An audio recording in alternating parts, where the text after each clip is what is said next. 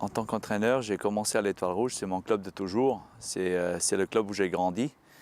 Donc le premier job en tant que T1, c'était en 2007, novembre 2007, à l'Étoile Rouge de Belgrade, à 35 ans et demi.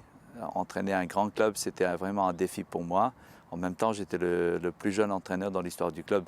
Donc c'était quelque chose de spécial pour moi. C'est un club qui anime aussi une énorme énergie et qui a, je pense, officiellement plus de 3 millions de supporters.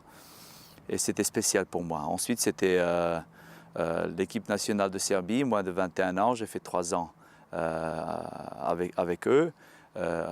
Après, j'ai re-signé avec l'Étoile Rouge, j'ai fait l'Étoile Rouge, j'ai fait l'Okeren Nancy en Belgique une fois. Et après ça, Malines en juin 2014. C'est un championnat qui est très fort, au niveau athlétique physique, très difficile à jouer. Et j'en parle souvent avec les joueurs, surtout avec des joueurs de Balkans qui signent dans des clubs belges. Il ne faut jamais sous-estimer la compétition belge parce que les matchs se jouent à 5% ou à 10%. Il y a des grandes équipes, ok, ils peuvent faire la différence. Mais sinon, c'est une compétition très intéressante, très intense aussi, avec beaucoup de duels, beaucoup d'agressivité et avec beaucoup d'équipes qui ont une organisation défensive vraiment exemplaire. Il faut quitter la zone de confort parfois. Et il faut pousser ses limites aussi. D'un côté, Malines, j'ai signé 3 contrats avec Malines et j'étais super bien accueilli là-bas et j'ai travaillé dans de bonnes conditions avec les gens qui me font confiance et avec un groupe de joueurs magnifique. J'ai signé mon 3e contrat il y a 2 mois, mais tout simplement un défi sportif, ce qui est le standard pour moi, c'est quelque chose qui est très intéressant et c'est un challenge. Donc moi j'ai quitté la zone de confort pour essayer de pousser mes propres limites et jouer l'Europa League et jouer le haut de tableau avec le Standard, c'est quelque chose de spécial d'un côté et de l'autre, le Standard c'est un grand club, l'un des plus grands en Belgique et c'est aussi un privilège d'être contacté par un grand club comme ça. Pour moi, les mots-clés sont le respect pour ce qu'on dit avant le match, générosité dans les efforts, ok, discipline dans la vie quotidienne, pas uniquement en match, parce que d'habitude, dans le foot, on joue comme on s'entraîne. Donc on construit une équipe autour de ça. Et ça, c'est les valeurs de base, à mon avis. Après, on essaie de tirer le maximum de chacun, de tous les joueurs qu'on a dans le groupe. Et par rapport à ça, on décide si on va jouer comme ci ou comme ça, avec 3 ou avec 4. Mais la chose la plus importante, c'est d'avoir les joueurs généreux et respectueux sur le terrain. S'appuyer sur l'académie, c'est certainement un de mes objectifs. Mais aussi, en intégrant les jeunes, il faut faire attention pour ne pas les griller, pour ne pas les mettre 4 ou 5 au même moment. On doit avoir les cadres pour pouvoir lancer les jeunes. On doit savoir respecter l'hiérarchie et aussi prendre la responsabilité aussi. Mais à partir du moment où on a les jeunes et les entre guillemets vieux dans le noyau, pour moi, il n'y a pas de différence. Je mets un joueur, je lance un joueur au moment où je suis sûr que lui, il peut répondre aux attentes.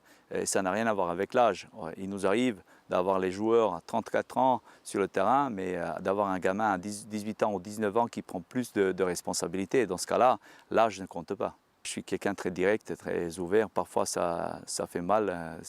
C'est pas toujours des choses faciles à entendre, mais je suis très direct, ouvert, j'écoute beaucoup, je parle. Quand j'ai commencé en 2000-2001, j'ai commencé en tant que T2. Donc à l'époque, j'avais 30 ans et ma fonction de T2 était d'être plus proche des joueurs. Donc j'ai gardé les habitudes, je garde cette habitude. Je ne suis pas quelqu'un qui ne communique pas. Je parle beaucoup avec les joueurs, mais tout en gardant la distance au même moment. Pour moi, l'objectif, c'est de gagner le premier match que l'équipe va jouer. Et ma vie en tant qu'entraîneur ne va jamais plus loin que le premier match. Et le premier match, c'est dimanche contre Genk. Donc le seul objectif que j'ai dans la tête, c'est de gagner. Je ne calcule pas, je ne calcule jamais. Tout ce que je demande aux joueurs, c'est quelque chose que moi, je dois donner en premier. Les mots-clés que j'ai déjà dit, générosité, respect, discipline. Moi, je suis obligé en tant que premier, en tant que T1, de donner ça en premier. Et après, je suis très exigeant vis-à-vis des joueurs, mais je ne demande jamais des choses que moi je ne donne pas le premier. Philippe, c'est un ami, c'est quelqu'un qui qui est un super professionnel, très compétent, mais en même temps quelqu'un qui me comprend bien en dehors du terrain aussi. Donc je suis ravi de pouvoir le retrouver. La même chose avec les joueurs, on se connaît bien.